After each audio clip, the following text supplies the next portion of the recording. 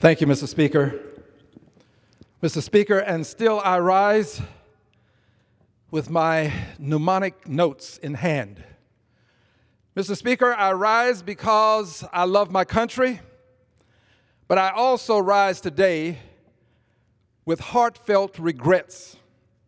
It hurts my heart, Mr. Speaker, to see the Judiciary Committee hearing experts on the topic of impeachment, one of the seminal issues of this Congress.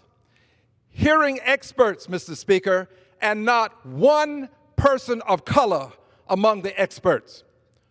What subliminal message are we sending to the world when we have experts but not one person of color? Are we saying that there are no people of color who are experts on this topic of impeachment?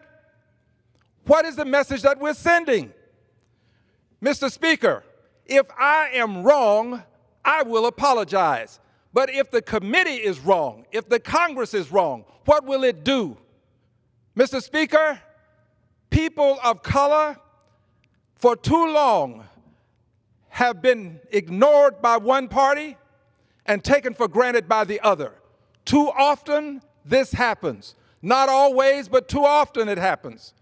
Mr. Speaker, I refuse to be ignored and taken for granted. I came here to represent the people who are ignored and taken for granted.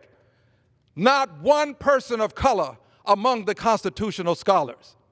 It seems that there's a desire among some to have the output of people of color without input from the people of color.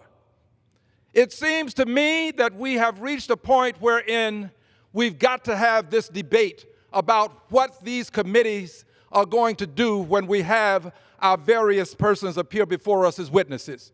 We ought to have balance as it relates to all aspects of society, and that would include people of color. So, Mr. Speaker, I rise today with great regrets. I rise today to say that this is not about Democrats, it's not about Republicans, it's about fairness.